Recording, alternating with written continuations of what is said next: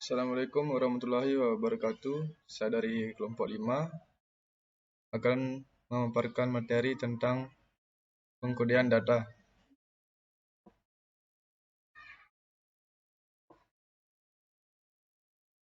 Materi pertama yaitu data digital atau sinyal-sinyal digital. Bila semua elemen-elemen sinyal memiliki tanda yang sama, atau yaitu semua positif atau negatif. Kemudian sinyal ini disebut unipolar. Dalam pensignalan polar, satu pernyataan logika ditampilkan melalui level voltage positif dan yang lainnya melalui level voltage negatif. Rate pensignalan data suatu sinyal atau disebut rate data adalah rate data di mana data ditransmisikan ditunjukkan dalam bit per detik. Durasi atau panjang bit adalah jumlah waktu yang diambil transmitter untuk memancarkan bit. Untuk rate data R, durasi bit adalah 1/R. Sebaliknya, rate modulasi adalah rate di mana level sinyal berubah. Dalam hal ini, tergantung pada sifat pengkodean digital, seperti yang akan dijelaskan nanti. Rate modulasi dinyatakan dalam baud, yang berarti elemen-elemen sinyal per detik. Terakhir, istilah Mars dan Space, karena alasan historis menunjukkan pada digit biner 1 dan 0. Selanjutnya, di sini ada istilah-istilah kunci komunikasi data. Di sini teman-teman bisa melihat tabel 5.1. Selanjutnya, terdapat faktor lain yang dapat dipergunakan untuk meningkatkan kinerja, yakni skema pengkodean. Skema pengkodean adalah pemetaan sederhana melalui dari bit data sampai menjadi elemen-elemen sinyal. Berbagai pendekatan sudah diupayakan. Berikut ini kita menggambarkan beberapa dari pendekatan-pendekatan yang paling umum, yakni yang ditunjukkan pada gambar di bawah ini. Di sini teman-teman bisa melihat gambar 5.2, yaitu gambar format-format pengkodean sinyal digital. Selanjutnya, pembahasan beberapa teknik pengkodean. Yang pertama itu no return to zero atau NRZ, merupakan teknik yang paling umum dan mudah dalam mentransmisikan sinyal-sinyal digital. Adalah dengan menggunakan dua tingkat voltage yang berlainan untuk dua digit biner, dan kode MRZ terbagi menjadi dua bagian, yaitu non-return to zero level atau disingkat dengan NRZ-L. Adalah kode-kode yang sering dipergunakan untuk membangkitkan atau mengartikan data digital melalui terminal atau perangkat-perangkat lain. NRZ-L atau non-return to zero inverse on once. Sama halnya dengan NRZ-L. NRZ-I mempertahankan pulsa voltage konstan untuk durasi waktu bit. Yang kedua di sini multi-level biner. Golongan teknik-teknik pengkodean yang disebut sebagai multi-level biner diarahkan untuk mengatasi ketidakefisien kode-kode NRZ. Kode-kode ini menggunakan lebih dari dua level sinyal yang mempunyai dua skema, yaitu bipolar AMI atau alternate March inversion dan pseudo ternary. Yang ketiga di sini ada biphase. Terdapat serangkaian teknik pengkodean yang lain dikelompokkan ke dalam istilah BIFAS yang mengatasi keterbatasan kode-kode NRZ. Dua dari teknik-teknik ini, Manchester dan Differential Manchester, sudah dipergunakan secara luas. Pada kode Manchester terdapat transisi di tengah-tengah setiap periode bit, sedangkan pada Differential Manchester transmisi pertengahan bit hanya digunakan untuk menyediakan detak. Skema BIFAS memiliki beberapa keuntungan, antara lain yang pertama yaitu sinkronisasi. Di sini karena terdapat transisi yang dapat diprediksikan sebelumnya sepanjang setiap satuan waktu bit waktu.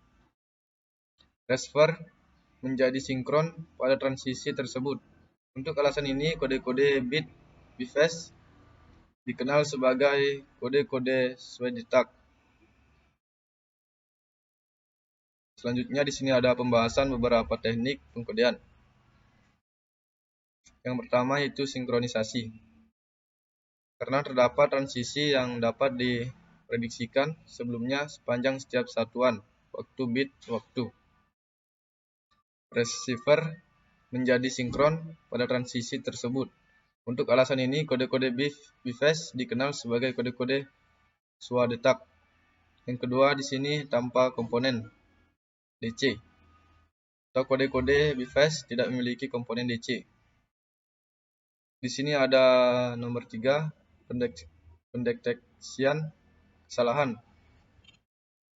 Di sini tidak adanya transisi yang diharapkan dapat digunakan untuk mendeteksi error.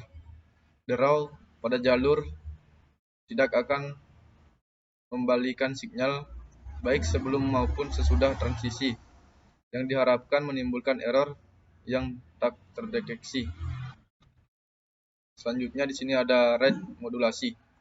Rate modulasi adalah rate tempat elemen-elemen sinyal dimunculkan. Untuk contoh, dia ambil pengkodean Manchester. Elemen sinyal berukuran minimum adalah sebuah pulsa 1/2 durasi dari sebuah interval bit. Untuk sebuah string, semua binari 0 atau semua binari 1. Aliran kontinu dari pulsa semacam itu dibangkitkan. Karenanya, rate modulasi maksimum untuk Manchester adalah 2/TB, yang menunjukkan transmisi suatu aliran binar 1 dengan rate data sebesar 1 Mbps menggunakan NRZ-I dan Manchester. Biasanya D sama dengan R/B, di mana D adalah rate modulasi baud, R sama dengan rate data bps, B sama dengan jumlah bit per elemen sinyal. Selanjutnya di sini ada teknik-teknik scrambling. Meskipun teknik BIFAS sudah digunakan secara luas untuk aplikasi-aplikasi lokal area network pada rate data yang relatif tinggi atau mencapai 10 Mbps, namun tidak terlalu dimanfaatkan untuk aplikasi-aplikasi jarak jauh. Pendekatan lain adalah dengan menggunakan beberapa skema scrambling. Gagasan di balik skema ini sederhana sekali, yaitu menghasilkan level voltage konstan di jalurnya dan digantikan oleh runtunan pengisi, atau yang akan menyediakan transisi yang cukup untuk detak receiver dalam memelihara sinkronisasi. Selanjutnya, cara-cara mengevaluasi atau membandingkan berbagai teknik tersebut. Yang pertama itu spektrum sinyal. Beberapa aspek spektrum sinyal sangatlah penting. Berkurangnya komponen-komponen berfrekuensi tinggi, berarti kurangnya bandwidth yang diperlukan untuk transmisi. Selain itu, berkurangnya komponen arus searah atau DC juga diharapkan. Dengan komponen-komponen DC terhadap sinyal harus ada perangkat fisik langsung untuk komponen-komponen transmisi. Yang kedua itu clocking. Kita menyebutnya perlunya menentukan permulaan dan akhir posisi setiap bit. Ini bukan tugas yang mudah. Pendekatan yang agak mahal adalah dengan menyediakan clock atau detak terpisah yang membawa pada sinkronisasi antara transmitter dan receiver. Yang ketiga yaitu pendeteksian error atau kesalahan. Kita akan membahas berbagai teknik pendeteksian kesalahan dan menunjukkan bahwa ini merupakan tanggung jawab lapisan logik di atas level pensignalan yang disebut sebagai data link control. Hal ini memungkinkan error atau kesalahan bisa dideteksi dengan lebih cepat. Yang keempat yaitu kekebalan terhadap draw atau interferensi sinyal. Beberapa kode tertentu menunjukkan kinerja yang sangat baik dalam mengatasi draw. Biasanya dinyatakan dalam istilah-istilah BIR. Biaya dan kelengkapan.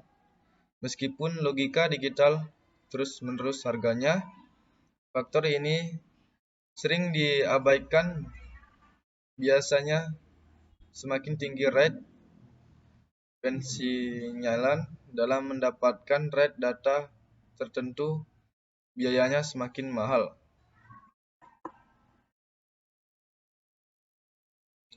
Selanjutnya materi kedua, data analog, sinyal-sinyal analog. Data digital menggunakan sinyal-sinyal analog. Yang paling sering dilakukan adalah dengan mentransmisikan data digital melalui jaringan telepon umum. Jaringan telepon dirancang untuk menerima, mengalihkan, dan mentransmisikan sinyal-sinyal analog dengan rentang frekuensi suara berkisar 300 sampai 3400 Hz. Ini sangat sesuai untuk menangani sinyal-sinyal digital dari lokasi pelanggan. Atau meskipun hal ini mulai berubah.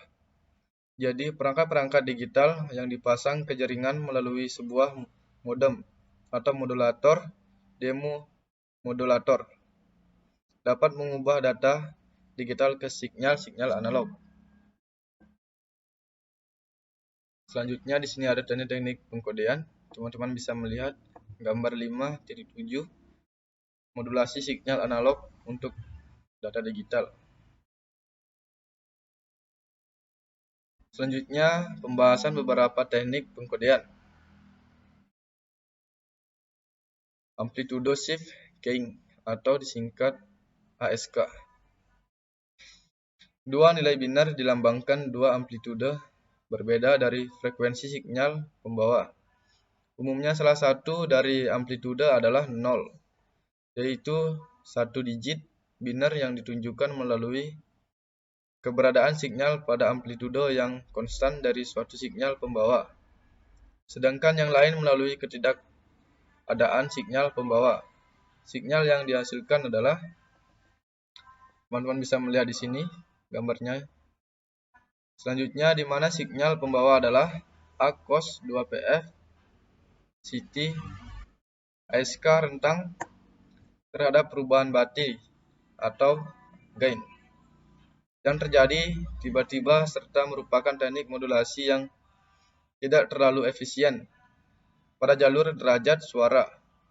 Biasanya hanya digunakan sampai 1200 bps. Frekuensi shift keying atau disingkat dengan PSK. Dua nilai binar yang ditunjukkan oleh dua frekuensi yang berbeda di dekat frekuensi pembawa. Sinyal yang dihasilkan adalah, teman-teman bisa melihat di sini gambarnya yang di bawah. Selanjutnya di mana V1 dan V2 menyeimbang khusus dari frekuensi pembawa Fc oleh persamaan, namun dengan jumlah yang berlawanan. Teman-teman bisa melihat gambarnya di sini yang di bawah. Nah, selanjutnya bandwidth yang lebih efisien lagi bisa dicapai bila setiap elemen pensignalan menunjukkan lebih dari 1 bit. Sebagai contoh, sebagai pengganti dari perubahan fase sebesar 180 derajat. Sebagaimana yang diperbolehkan dalam PSK, teknik pemberian kode yang umum disebut sebagai kunci perubahan fase kuadratur atau KPFW. Menggunakan multiple perubahan fase sebesar Pi/2 atau 90 derajat.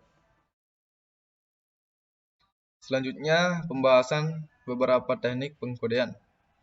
Cara menggunakan skema-skema modulasi yang lebih kompleks, rumusan umumnya adalah, teman-teman bisa melihat di sini gambarnya, di mana yang dimaksud D adalah rate modulasi atau baud, dan R rate data atau BPS, dan L jumlah elemen-elemen sinyal yang berlainan, dan yang terakhir B jumlah bit per elemen sinyal.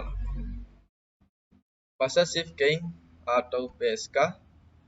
Pada PSK, fase pada sinyal carry adalah perubahan untuk mewakili data.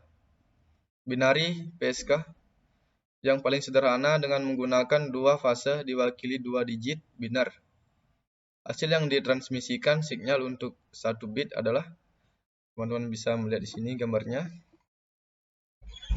Selanjutnya differential PSK.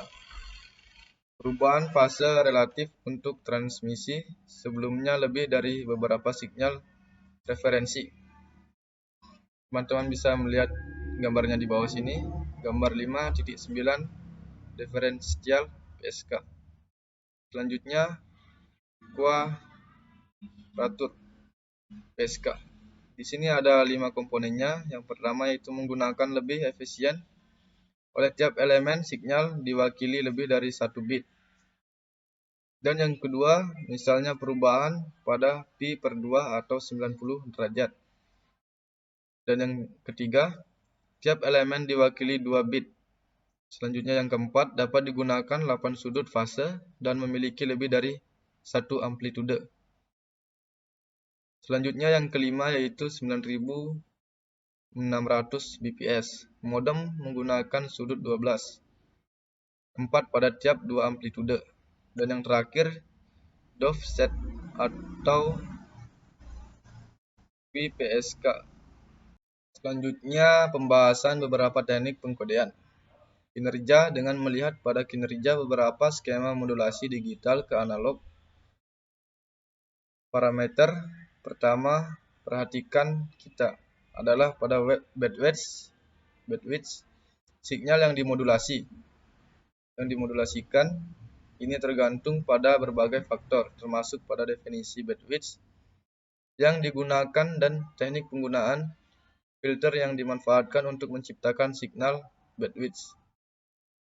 Bandpass. Kita akan menggunakan beberapa hasil yang jelas dari COU C97. Bandwidth transmisi BT untuk ASK dalam bentuk di mana R adalah rate bit dan R berkaitan dengan teknik menyaring sinyal untuk menetapkan bandwidth transmisi. Biasanya 0 lebih besar daripada R dan R lebih besar daripada 1. Untuk PSK bandwidth dinyatakan dengan di mana F sama dengan F2 dikurang Fc sama dengan Fc dikurang F1 adalah menyeimbangkan frekuensi yang dimodulasi dari frekuensi pembawa bila menggunakan frekuensi yang sangat tinggi dipakai simbol tanda F. Mungkin materi yang saya bawakan cukup dan saya akhiri dengan terima kasih.